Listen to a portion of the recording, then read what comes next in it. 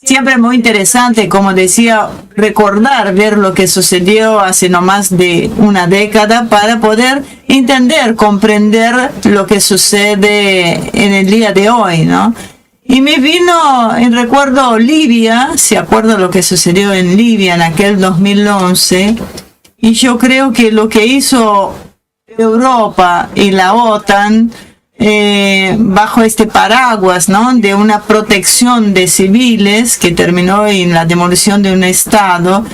Y uno piensa, ¿qué habrá sido esto? ¿Un error de cálculo? ¿Qué sé yo? ¿Una mala estrategia? Y no, yo creo que de cierta manera fue un acto de soberbia, ¿no?, geopolítica, cuyas esquirlas hoy están perforando el propio suelo europeo. Porque usaron, para los que no se acuerdan, la resolución 1973 como un cheque en blanco, ¿sí?, para desarticular un país en nombre de una promesa humanitaria o de llevar la libertad, viste que tenían la consigna de Estados Unidos de hacer estas cuestiones. Y por supuesto nunca tuvieron la intención de cumplir con estas consignas, y el resultado, como siempre, fue el mismo, ¿no? No hay libertad, no hay democracia, sino ¿qué es lo que hubo en este entonces? Una década de fragmentación, de destrucción, de milicias territoriales y claramente una pérdida de soberanía que convirtió a Libia en un agujero negro en el mapa, ¿sí? Veamos cómo era Libia antes del 2011 y cómo quedó Libia en los tiempos que corren. Entonces no hace falta ser un nostálgico, ¿no?, de Gaddafi para entender que la intervención occidental no salvó a nadie, sino que todo lo contrario, multiplicó el caos. Entonces el problema de fondo es que las potencias jugaron y juegan, ¿sí?, a la destrucción de un Estado sin tener un plan de reconstrucción. O sea, si es siquiera por negocios, a veces uno no entiende por qué llegan a estas alturas, ¿no?, a estas condiciones. Y ahora muchos se espantan ante las consecuencias que ellos mismos sembraron, ¿sí? Esta Libia fracturada que la propia Unión Europea hoy admite que está lejos de ser estable o segura, es la misma que alimentan la crisis migratoria y la inseguridad que el Mediterráneo, que tanto desvela a los despachos de Bruselas, pero lo provocaron ellos. Entonces es el regreso de lo que quiso de cierta manera ignorar y el desorden, ¿no?, que exportaste en aquel 2011, hoy vuelve a golpear la puerta en forma de inestabilidad energética, de flujos humanos desesperados, de políticos que los acobijan, de que produce una rivalidad interna, ¿sí?, y una erosión de la confianza entre los propios socios europeos. Y acá es donde la política interna de Europa empieza a fragmentarse, a resquebrajarse, ¿no?, bajo el peso de sus propias decisiones externas.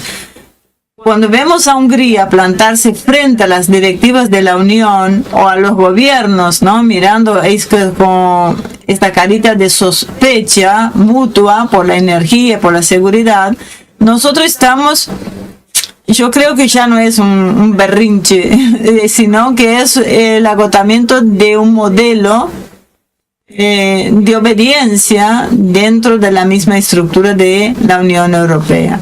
Y Europa está discutiendo su propia casa, en su propia casa, el costo social y económico de haber sido el furgón de cola de una estrategia diseñada, como siempre en Washington, que toda la vida usó, ¿no?, el lenguaje de los derechos humanos para justificar los desastres materiales. Los derechos humanos, la libertad, la democracia, Y la guerra ya no ocurre solo afuera, la guerra entró al gabinete en lo cotidiano, en lo que yo nombro siempre, ¿no? La factura del gas, las fronteras que están militarizadas, los servicios, y por el miedo de una sociedad que siente que sus dirigentes entregaron la autonomía a cambio de nada. Y esta sensación que Europa viene sintiendo, nosotros también la sentimos acá con el gobierno de Javier Milei, como este abandono, ¿no? Y como esta entrega del propio país, donde la población muchas veces queda sin saber qué hacer. Y la hipocresía internacional tiene un método muy claro en este aspecto. Primero, contribuyen a romper un país, como lo estamos viendo ahora, como lo vieron ahí la Unión Europea en aquel entonces, y después hablan de la gestión, ¿no? En el caso de la Unión Europea, cómo gestionar la migración, la frontera, los riesgos, como si fueran fenómenos de la naturaleza y no el producto directo de su propia intervención. Acá tenemos claro ya que corresponde esta intervención, pero nadie quiere admitir, ni el oficialismo, ni la oposición, ni la misma gente tiene este temor a hablar, ¿sí? Y yo creo que eso es una forma de borrar la cadena causal, ¿sí? Porque el enemigo viene, acecha, te obliga, te convence, hace los cambios y después se borra, ¿sí? Se esconde en la mano. Es como dice de que de esconder la mano después de tirar la piedra, ¿no? Después de destruir nuestro país. Y por eso yo creo que Libia es el espejo donde Europa se niega a mirarse, porque revela que su presupuesto orden liberal se quedó ahí sin ninguna autoridad moral.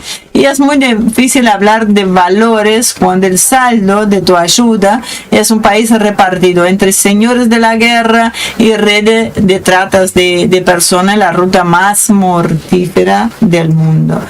Y este caos, por supuesto que no cayó del cielo, no es una maldición del destino, no es un karma. Sí, fue sembrado por una élite política que confundía el derecho a intervenir,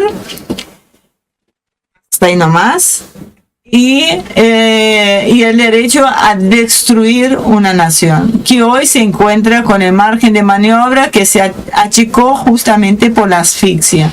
Y los pueblos, la gente común, la sociedad, siempre terminan pagando las facturas de las decisiones que se toman en salones ahí cómodos, con el aire acondicionado, tranquilos, y por teléfono detrás de una pantalla, ¿no? Lejos del barro y principalmente lejos de las balas, porque si ellos tuvieran que enfrentarse con el pecho de las balas, dudo mucho que tomarían estas decisiones. Entonces yo creo que Europa haría bien mirar hacia el sur con un poco más de honestidad, así como nosotros también acá debemos mirar con mucha honestidad quienes nos están destruyendo, porque mientras ellos no sigan tratando de gestionar las consecuencias sin evaluar las causas, el boomerang va a seguir volviendo con más fuerza hacia el centro de su propia casa. Y por eso acá yo digo también lo mismo, nosotros tenemos que mirar quiénes realmente están causando esta destrucción de nuestro país y de nuestra región, porque después va a ser mucho más complicado reconstruir todo esto.